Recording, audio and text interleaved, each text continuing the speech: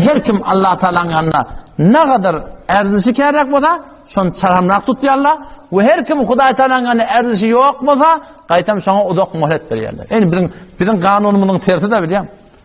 Bizim kanunumyzyň terti, biz her kimi söýmesek, gawurmesek, şonu urup söýündirjek, şonu ýykjakdan. Ve her kim söýsek, entek pentek bilen biz oňa atýanlar.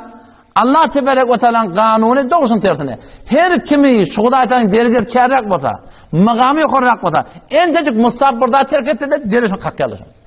Bir adam mı? O aslında namaz yok, namaz cemaat yok, yine burada yok, katım hareket etmiyor. O zaman ona hizmet diyelim diye. Ben de Müslüman diye de falan namaz okuyor. Falan şeriat bir şey yok. O da şla haram etti. Şlan işi bolyan ya. O tının da bolyan öyle.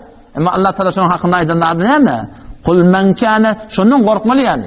Ki biz günah değil, bir namaz cemaattan galaylı, bir namazdan galaylı, bir halaf şeriat yaşaylı, bir vam derset yine bırak galaylı ve bir de zat bolmasın, şu beter hatar da. O ne mi diyeyim? Şun Hudaýyň gözünden çölünün alamat. Kul men kana fi'd-dalale, ayet Resul Huda, men fi'd-dalale, her kim gumrahide bolsa, felyemdud lehu'r-rahmanu medda. Allah şoň udak möhlet berýär.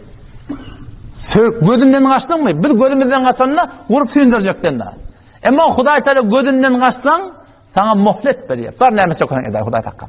Emma eger Hudaý Teala'nın gözünden gaçmadyk bolsak, Hudaýyň ýany erz kıymetini bolsa, şu enteçik bolsa kakýarlar.